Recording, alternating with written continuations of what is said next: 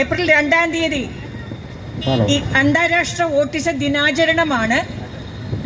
അതിനോടനുബന്ധമായി തൃശ്ശൂർ ജില്ലയിലെ 5 സ്ഥലങ്ങളിൽ നമ്മൾ ഈ നാടകം അവതരിപ്പിക്കുകയാണ്. ഇന്ന് 2-ാം ദിവസമാണ്. എല്ലാവരുടെയും സഹകരണം ഉണ്ടാകണം എന്ന അഭ്യർത്ഥിക്കുക കൂടിയാണ്. അമ്മ എന്ന് പറയുന്നത് തൃശ്ശൂർ കാര്യാട്ടുകരയിൽ പ്രവർത്തിക്കുന്ന 30 വർഷമായി ബൗദ്ധിക വെല്ലുവിളിയും ഓട്ടിസ ബാധിതരുമായ കുഞ്ഞുങ്ങൾക്കും മുതിർന്നവർക്കും ആശ്രയമേകുന്ന ഒരു സ്ഥാപനമാണ്. 3 സെൻറ്റേഴ്സ് ഉണ്ട് നമുക്ക്. കാര്യാട്ടുകരയിൽ 18 വയസ്സിന് മുകളിലും, ഒളരി അമ്പാടിക്കുളം ഗ്രൗണ്ടിൽ 1 വയസ്സ് മുതൽ 10 വയസ്സ് വരെയും, ഇനി ഏപ്രിൽ 2-ാം തീയതി തുടങ്ങാനിരിക്കുന്ന 3-ാമത്തെ ഇടത്തിൽ ഓട്ടിസ ബാധിതരായ കുഞ്ഞുങ്ങൾക്ക് ഒരു സോഷ്യൽ ഫിറ്റ്നസ് ഉണ്ടാക്കാൻ വേണ്ടിയിട്ടുള്ള ട്രെയിനിങ്ങും കൊടുക്കുകയാണ്. ഇവിടെ നമ്മൾ അവതരിപ്പിക്കുന്ന നാടകം എല്ലാവരും എൻകറേജ് ചെയ്യണമെന്നും ആസ്വദിക്കണമെന്നും അപേക്ഷിക്കുകയാണ്. ഈ യോഗത്തിൻ്റെ അധ്യക്ഷനായ ഡോക്ടർ KS ഷാജി, അദ്ദേഹം മെഡിക്കൽ കോളേജ് സൈക്യാട്രി, ആ ചുമതലയുടെ ഭാഗമായിട്ടാണ് നാം ഇവിടെ. മഴയ്ക്കും മറ്റുള്ള ഡാൻസിനും ഇടയിൽ നമ്മളില്ല. Thank you. നടക്കാൻ ശ്രമിക്കുന്ന ഒരാളാണ് കുറേ കാലം. എപ്പോഴും നമ്മൾ പറയും, സ്പെഷ്യലി ഏബിൾഡ് ചിൽഡ്രൻ എന്ന് പറയുന്ന പോലെ ഞാൻ അവരോടൊപ്പം പലതരത്തിലും വർക്ക് ചെയ്യുന്നത്. ഞാൻ അരങ്ങിടം എല്ലാവർക്കും അവകാശപ്പെട്ടതാണെന്ന് ഒരു മുദ്രാവാക്യം രംഗചേതന ഉയർത്തുന്നുണ്ട്. അതുപോലെ ഇവരുടെ ആയിട്ട് ഞാൻ ഒരുപാട് തിയേറ്റർ ആക്ടിവിറ്റീസൊക്കെ നടത്തിയിട്ടുണ്ട്.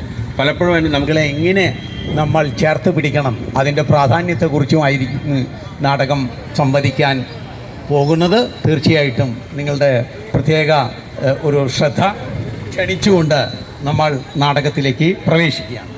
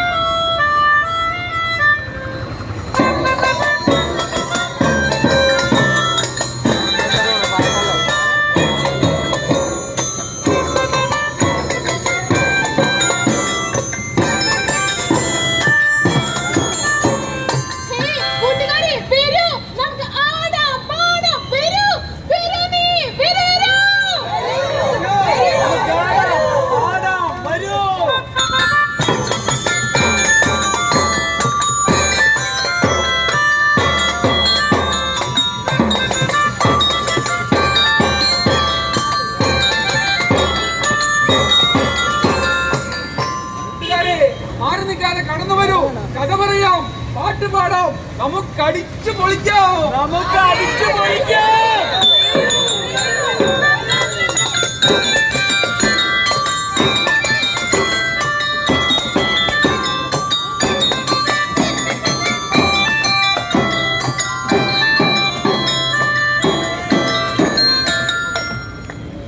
പ്രിയമുള്ളവരെ, ഞങ്ങൾ അവതരിപ്പിക്കുകയാണ് തിരിച്ചറിവ്.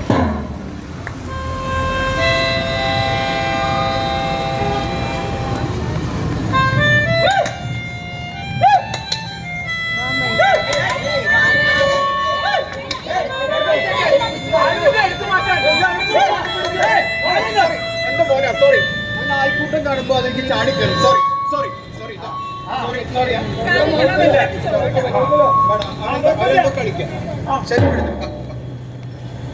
എങ്ങനെ പിറക്കണം, എങ്ങനെ നടക്കണം, നിങ്ങളിൽ വന്നൊരാ ചിന്തയെ ചികയണം.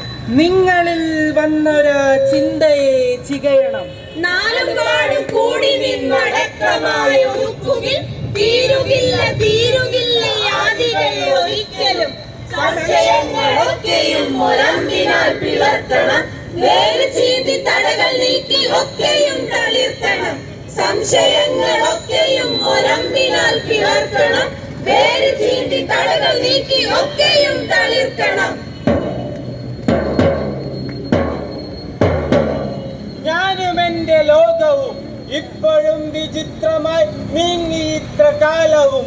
ചുറ്റിനും ഇരുട്ടുപോൽ വായുവും വെളിച്ചവും നിനച്ചതും ലഭിച്ചിടും.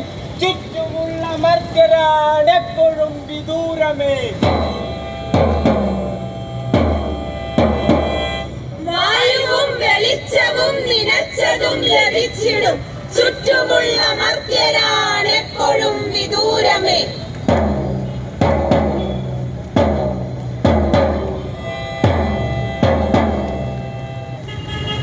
പ്രിയമുള്ളവരെ, ഓട്ടിസം ഒരു രോഗമല്ല, അതൊരവസ്ഥയാണ്. ഓട്ടിസ ബാധിതരായ കുഞ്ഞുങ്ങൾക്ക് മസ്തിഷ്ക സംവേദന ശേഷിയും അതുപോലെ തന്നെ ആശയവിനിമയ ശേഷിയും കുറവായിരിക്കും എന്നതിനാൽ അവരിന്ന് അനുഭവിക്കുന്ന അന്തർസംഘർഷങ്ങളും അവരുടെ ഉള്ളിലെ വിസ്മയങ്ങളും അവരുടെ ഉള്ളിലെ സംശയങ്ങളും അതുപോലെ തന്നെ ആശങ്കകളും എല്ലാം നിങ്ങൾക്ക് വേണ്ടി അവരുടെ നാവായി ഞങ്ങൾ ഇവിടെ കൊണ്ടുവരികയാണ്.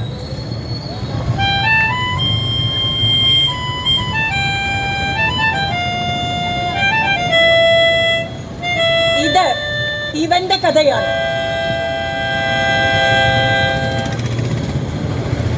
ഞാൻ നിങ്ങളുടെ കൂട്ടത്തിൽ വന്നു നിന്നപ്പോൾ എല്ലാവരും എൻ്റെ ചേഷ്ടകൾ ശ്രദ്ധിച്ചു. നിമിഷ നേരം കൊണ്ട് നിങ്ങൾ ഓരോരുത്തരും എന്തൊക്കെ ചിന്തിച്ചു കാണുമെന്ന് എനിക്കറിയാം. എന്തുകൊണ്ടാണ് നിങ്ങൾക്ക് ഞാൻ നിങ്ങളിൽ നിന്ന് വ്യത്യസ്തനായി തോന്നിയത്? ബുദ്ധിസ്ഥിരതയില്ലാത്ത ചെക്കനാ. അയ്യോ പാവം, വയ്യാത്ത ഒരാളാണ്, കണ്ടാൽ തന്നെ അറിയില്ലേ. എന്ത് ചെയ്യാനാ, സമൂഹത്തിനൊരു ബാധ്യത അത്ര തന്നെ. ഇയാളുടെ കുടുംബം എന്തോ വലിയ പാവം ചെയ്തിട്ടുണ്ട്. അല്ലാണ്ട് എങ്ങനെയാ ഇങ്ങനെയൊക്കെ ആവണ മനുഷ്യരെ? ആ, അത് തന്നെ കാര്യം.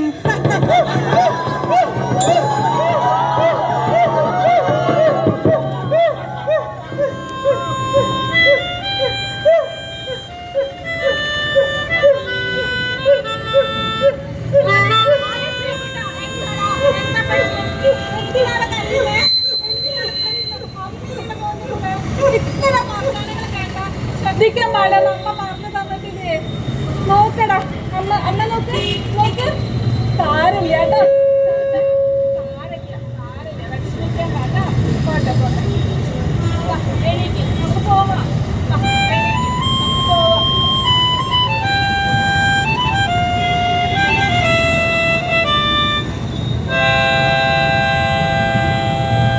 ഓട്ടിസ അവസ്ഥയുള്ള അവരെ മനസ്സിലാക്കി തിരിച്ചറിയുന്ന ഒരു സമൂഹം നമുക്കുണ്ടാകണമെങ്കിൽ എന്താണ് ഓട്ടിസം എന്ന് നമ്മളും അറിഞ്ഞിരിക്കണം. അതിന് നമ്മൾ തന്നെ മുന്നിട്ടിറങ്ങുകയും വേണം. സുഹൃത്തുക്കളെ, ഈ ഭൂമിയിലെ സകല ജീവജാലങ്ങളിൽ നിന്നും മനുഷ്യനെ വ്യത്യസ്തനാക്കുന്നത് എന്താണ്? എന്താണ് മനുഷ്യനെ വ്യത്യസ്തനാക്കുന്നത്? പല കാര്യങ്ങളുണ്ട്. ആ സംസാരിക്കാൻ പറ്റും. നമുക്ക് സംസാരിക്കാൻ പറ്റും, നമുക്ക് ഭാഷ പ്രയോഗിക്കാൻ പറ്റും, നമ്മുടെ ചിന്താശക്തി, നമ്മുടെ വിവേചന ബുദ്ധി. ഇപ്പോൾ നമ്മുടെ ഈ പരസ്പര സംഭാഷണം പോലും നമ്മൾ മനുഷ്യരായതുകൊണ്ടാണ്, അല്ലേ? നമ്മൾ ആ അമ്മയുടെയും കുഞ്ഞിൻ്റെ അവസ്ഥ കണ്ടപ്പം നമുക്ക് തന്നെ സങ്കടം വന്നില്ലേ? എന്തുകൊണ്ടാ? നമ്മൾ മനുഷ്യരായതുകൊണ്ട്. അപ്പോൾ എനിക്ക് എന്ത് വേണം, എന്താണ് എൻ്റെ പ്രശ്നം എന്ന് നമുക്ക് പറഞ്ഞ് മനസ്സിലാക്കി തരാൻ പറ്റാത്ത, മറ്റുള്ളവരുമായി കൂട്ടുകൂടാൻ പറ്റാത്ത, കളിക്കാൻ പറ്റാത്ത ഒരവസ്ഥയെക്കുറിച്ച് നിങ്ങൾ ചിന്തിച്ചിട്ടുണ്ടോ? ഓട്ടിസ അവസ്ഥയിലുള്ള ഓരോ വ്യക്തിയും അവരുടെ കുടുംബവും കടന്നു പോകുന്ന മാനസിക പ്രശ്നങ്ങളും വളർച്ചാ ഘട്ടങ്ങളും മനസ്സിലാക്കാൻ നമ്മളും തുനിഞ്ഞിറങ്ങണം.